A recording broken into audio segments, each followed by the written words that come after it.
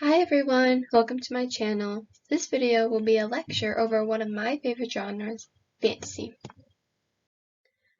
According to Young et al., who created Children's Literature Briefly, 7th edition, the definition of fantasy includes distinguished from other genres by story elements that violate the natural, physical laws of our known world. Within fantasy, there's low and high.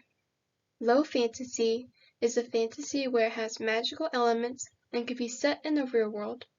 High fantasy is around your typical standards of fantasy, where it is in a magical place containing its own rules and can take information from the real world. Fantasy has 6 elements that can be seen in many different books. These include magic, other worlds, good versus evil, heroism, special characters, and fantastic objects. There are also different categories that can make up fantasy books. These categories are all different and unique. They are animal fantasy, toys being brought to life, strange characters and strange situations, imaginary worlds, magical powers, supernatural tales, fairy tales, and traditional tales. A genre that is kind of similar but also different to fantasy is science fiction. Although they are both fiction, science fiction correlates more with scientific possibilities. This means there's a possibility of certain things happening, but rather than on our planet, it would most likely happen on a different planet. However, they both claim fictional creatures and could involve journeys of some kind, such as science fiction space, and with fiction, different worlds.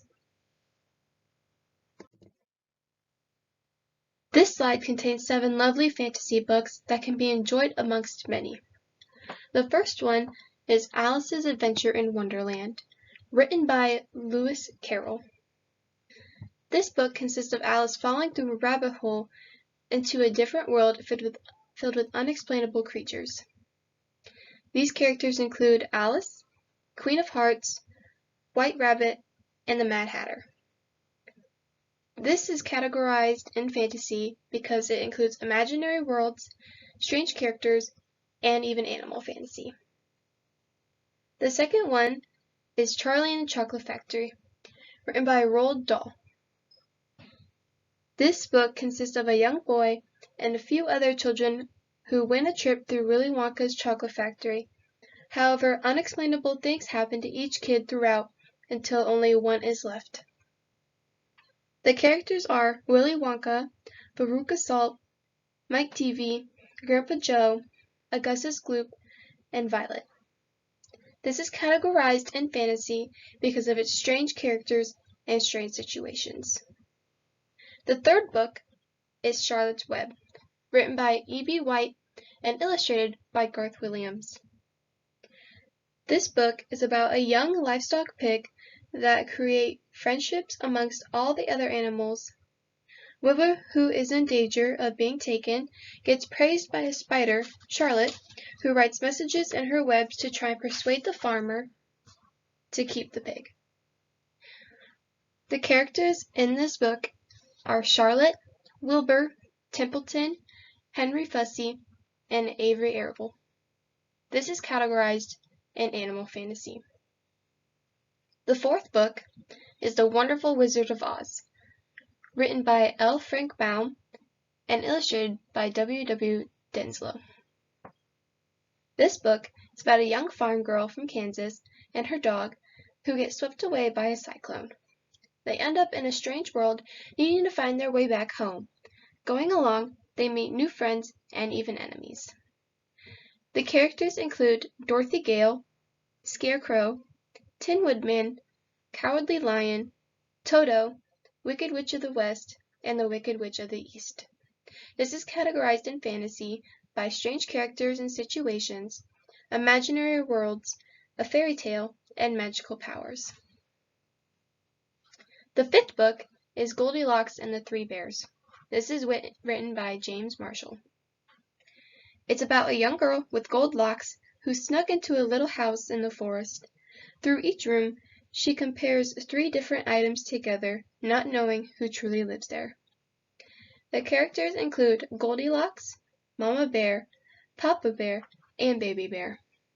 This is categorized in animal fantasy and traditional tales. The 6th book is Where the Wild Things Are, written by Maurice Sendak. This is about a young boy who is sent to bed where he dreams of sailing to the land of wild things. The wild things have then decided to make Max their king instead of eating him.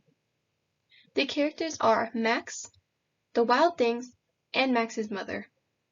This is categorized by animal fantasy and imaginary worlds.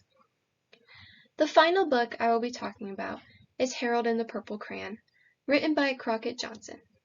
It's about a little boy who had decided to take a walk at night with just one purple crayon. This begins his imagination to run wild and to create many different things with just one purple crayon. The character is Harold and is categorized with magical powers. This slide contains excerpts from a chapter book I had just went over, Charlotte's Web. It is not often that someone comes along who is a true friend and a good writer. Life is always a rich and steady time when you are waiting for something to happen. These excerpts help show that this is within fantasy genre because when you read the story, you can tell it is in the point of view of the pig, Wilbur, and his friends.